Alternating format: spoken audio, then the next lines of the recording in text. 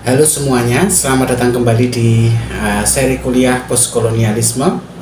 Hari ini kita akan membahas bagaimana sastra menjadi medan perlawanan pada kolonialisme itu. Seperti yang pernah kita bahas ya, ada slogan teman-teman yang sering kali diulang-ulang, yaitu sejarah selalu ditulis oleh pemenang. Jadi selama berabad-abad, dalam hal ini kolonialis kan adalah pemenang ya. Kolonialis itu menggambarkan dunia dalam kacamata mereka atau lewat kacamata mereka. Mereka menulis tentang tanah tak beradab ya, atau tanah yang belum beradab, atau bangsa yang harus diselamatkan, atau mereka menuliskan tentang misi penyelamatan atau misi peradaban. Nah, disitulah teman-teman pasti tahu ya tentang tanah yang belum beradab itu. Cara kolonialis menggambarkan tanah-tanah yang mereka jajah, bangsa yang harus diselamatkan itu para kolonialis menggambarkan bangsa-bangsa yang tidak beradab yang harus mereka selamatkan, diperadabkan gitu. Nah, pertanyaannya kan kemudian di mana suara orang-orang yang dijajah itu? Kalau tadi kan suara dari kolonialis.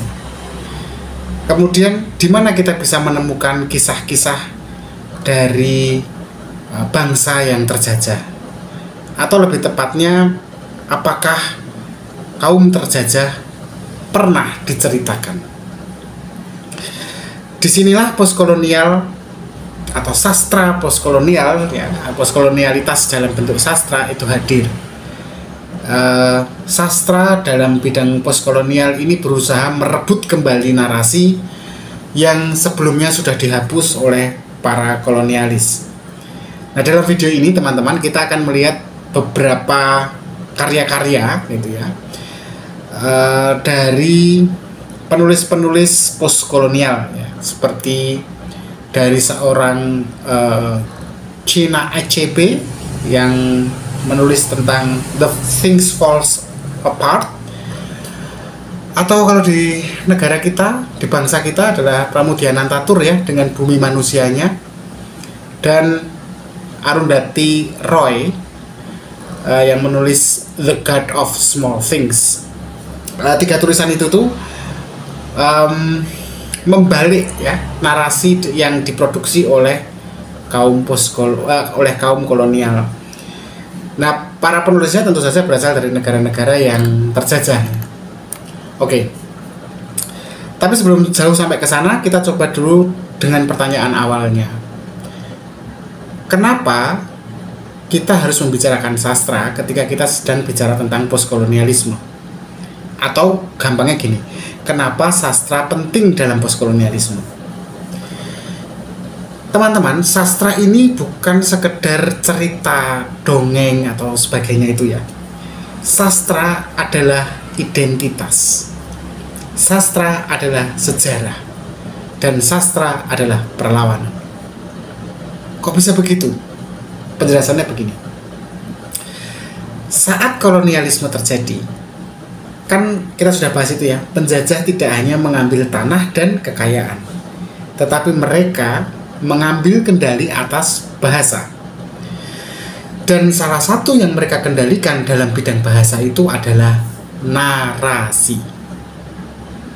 Nah, narasi itulah yang kemudian akan membentuk cara kita, orang-orang yang terjajah, dalam melihat dunia, melihat hidup kita sendiri, melihat identitas kita, dalam melihat bangsa kita sendiri.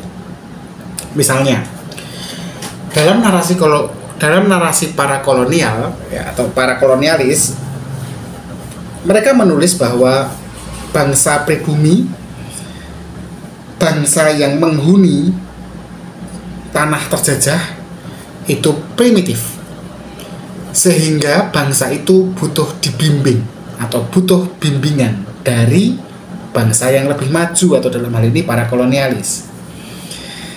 Narasinya seperti itu. Narasi lainnya, para kolonialis ini menggambarkan dunia timur ya, atau dalam hal ini ya kita Asia, utamanya yang ada di Asia Tenggara ya. Mereka menggambarkan dunia timur ini sebagai eksotis, sebagai misterius, tetapi juga terbelakang. Narasi lainnya apa lagi? Narasi lainnya, para kolonialis ini membentuk citra bahwa kolonialisme ini adalah hal yang baik, semacam apa itu namanya, misi suci, dan bukanlah sebuah kebrutalan, bukanlah sebuah penjajahan. Nah, tiga narasi itu tadi, bahwa bangsa pribumi itu tertinggal dan harus dibimbing menjadi beradab atau harus diperadabkan, bahwa dunia timur itu eksotis, misterius tapi juga terbelakang, bahwa kolonialisme itu tidak salah, itu sesuatu yang merupakan kebaikan, misi suci, misi memperadabkan, bukan penjajahan brutal. Tiga narasi ini ditantang oleh sastra postkolonial yang mencoba membalikkan narasi itu. Dalam sastra postkolonial, narasi-narasi yang mengandung stereotip atau prasangka-prasangka semacam itu tadi ditantang, diragukan. Selain itu, sastra postkolonial juga berusaha membuat ruang kepada yang selama ini dibungkam, tiada lain adalah masyarakat pribumi yang terjajah. Selain itu, sastra postkolonial itu disadari, jadi bukan tidak disadari ya, disadari atau disengaja sebenarnya membangun ulang identitas bangsa yang sebelumnya direduksi oleh kolonialisme atau dihancurkan oleh kolonialisme. Kok bisa sampai pada kesimpulan itu tadi? Oke, kita akan coba membahas produk sastra ya, supaya kita bisa melihat bagaimana produk sastra memang tiga hal itu tadi, menantang stereotip, membuka ruang untuk suara bagi orang-orang yang dibungkam atau yang terjajah, dan membangun ulang identitas bangsa yang sebelumnya dihancurkan. Kita lihat dari karyanya Chinua Achebe ya, yang judulnya tadi sudah saya sebut ya, Things Fall Apart ya. Nah, sebenarnya teman-teman, tulisan ini kan dibuat tahun 1958 ya, Things Fall Apart. Things Fall Apart ini ditulis Achebe karena dia orang Afrika ya kan, untuk membongkar apa yang selama ini dikenal orang tentang Afrika lewat kacamata kolonialis. Jadi Things Fall Apart ini mencoba untuk mempersoalkan cara dunia melihat Afrika, di mana cara itu sangat dipengaruhi atau hanya melalui kacamata kolonialis. Itu tahun 1958. Yang dia tentang narasi dari siapa kolonialis yang dia maksud. Dia memberi contoh pada buku Heart of Darkness yang ditulis oleh seorang kulit putih bernama Joseph Conrad. Joseph Conrad ini menggambarkan Afrika sebagai kegelapan yang tidak beradab. Nah, buku Heart of Darkness ini sebelum Things Fall Apart-nya Achebe ini sudah membentuk semacam stereotip dunia atas Afrika. Baru tahun 1958 Achebe dengan berani menuliskan bukunya Things Fall Apart tahun 1958 yang berkata di dalam bukunya itu begini, tidak ya, Afrika punya sejarahnya sendiri, punya budayanya sendiri, punya konfliknya sendiri. Jadi sebenarnya apa yang diceritakan dalam bukunya ACB ini? Things Fall Apart ini menceritakan kehidupan sebuah suku, namanya suku Igbo, sebelum kolonialisme hadir ke Afrika.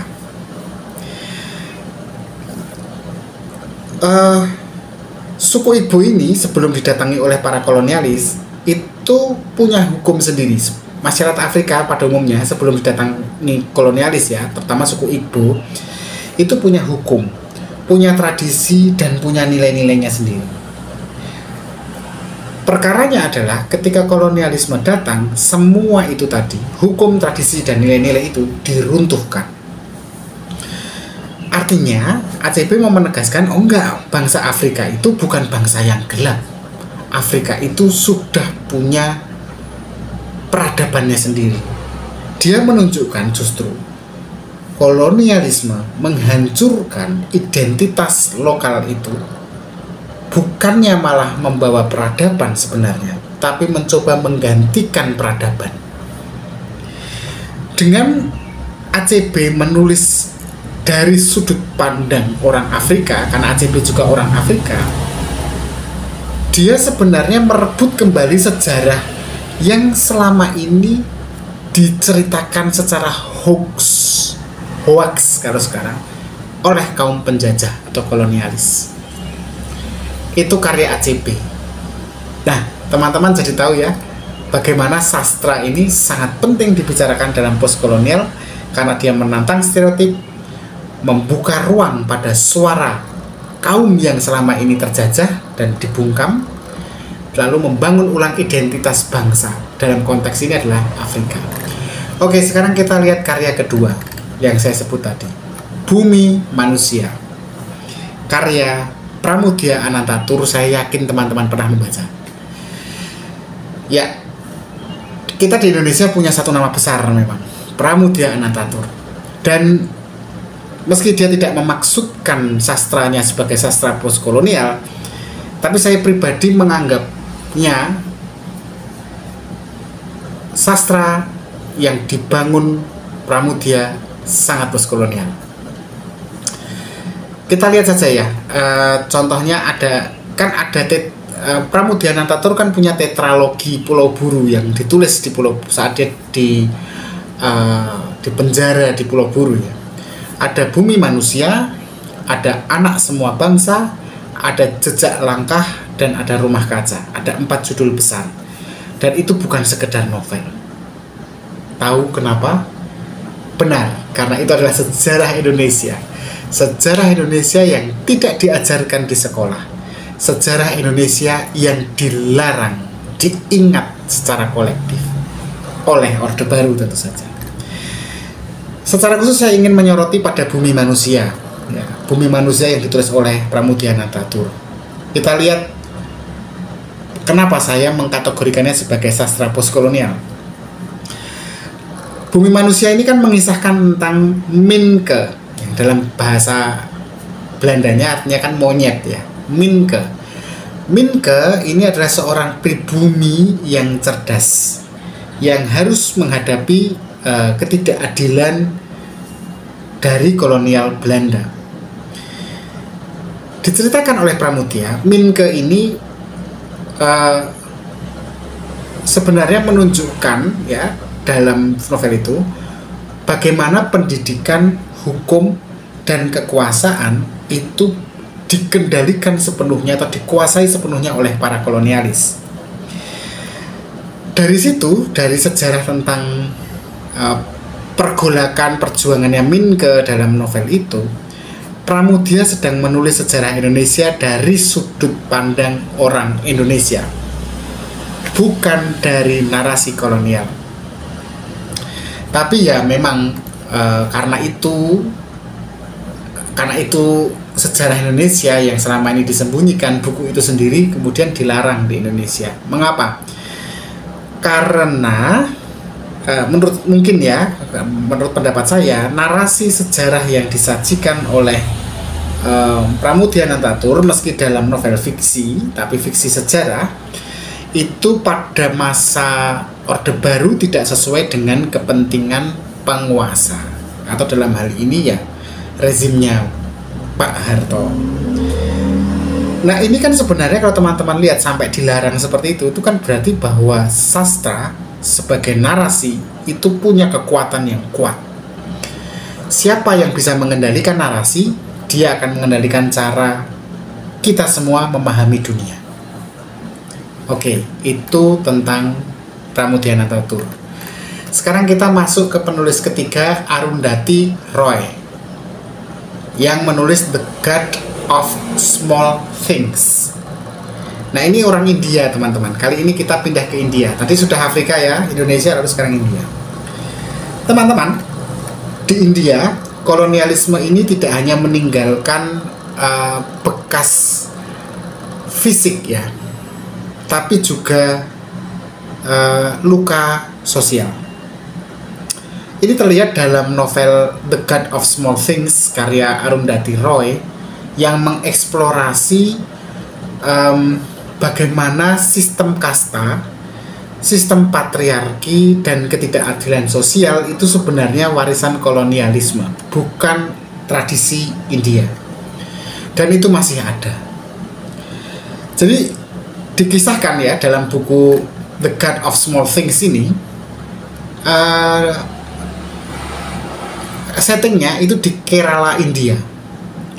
Dan di situ digambarkan bagaimana kolonialisme membentuk pola pikir masyarakat. Dan kalau kita baca itu kita akan melihat ya, dalam novel itu bagaimana orang India sendiri itu seringkali meniru pola pikir kolonial dan mempertahankan hierarki sosial yang diciptakan oleh penjajah. Jadi kasta yang sebelumnya tidak mengacu pada hierarki sosial, justru karena adanya penjajah, maka sistem religi itu berubah menjadi sistem hierarki sosial. Yang tadinya adalah sistem pengkastaan, itu kan sebenarnya sistem religi yang sebenarnya egaliter gitu. Pembagian peran saja secara kodrati. Tiba-tiba kemudian yang tadinya egaliter kemudian menjadi hierarki gitu. Nah itu karena pengaruh kolonial, dalam hal ini orang-orang Inggris. Arundhati Roy itu menunjukkan bahwa meskipun kolonialisme secara resmi memang sudah berakhir dan India sudah menjadi negara yang merdeka, tapi itu tadi jejaknya masih mengakar dalam budaya dan bahkan masih terasakan dalam kebijakan sosial. Buku Arundhati Roy The God of Small Things ini bukan buku main-main teman-teman. Buku ini memenangkan sejumlah penghargaan, Booker Prize contohnya, yang kemudian membuka mata dunia tentang dampak psikologis dan sosial dari kolonialisme yang bahkan tidak bisa hilang hingga hari ini. Nah itu teman-teman. Jadi mengapa kalau kemudian kembali lagi ke pertanyaan awal, mengapa sastra postkolonial itu penting? Ya karena sastra itu adalah senjata. Bukan senjata dalam arti fisik, tetapi sastra adalah senjata untuk merebut kembali sejarah, identitas, dan suara yang terbungkam. Kita tadi sudah membahas itu, contohnya dengan 3 tulisan dari Chinua Achebe, dari Pramudia Anantatur, dari Arundhati Roy. Nah dengan membaca karya-karya seperti itu sebenarnya kita akan terbantu untuk melihat dunia bukan dari kacamata kolonialis, tapi dari perspektif orang-orang yang selama ini diceritakan, dinarasikan, atau diceritai oleh pihak kolonialis. Nah kalau menurut teman-teman, karya sastra apa yang juga masuk dalam kategori sastra postkolonial yang mungkin nanti bisa menggambarkan dampak kolonialisme sampai hari ini gitu ya. Mungkin teman-teman bisa tuliskan di kolom komentar yang mungkin saja saya belum pernah membacanya. Novel atau mungkin puisi, kira-kira apa yang bisa masuk atau kita kategorikan sebagai sastra postkolonial. Saya pikir cukup sekian pembahasan kita tentang sastra postkolonial. Sebagai kesimpulan ya, sastra adalah perlawanan terhadap narasi kolonial. Sastra memberikan suara bagi yang terbungkam, dan sastra membantu kita memahami sejarah dari sudut pandang yang lebih jujur dan manusiawi, dari sudut pandang korbannya, bukan dari sudut pandang yang menang. Terima kasih, tetap berpikir kritis.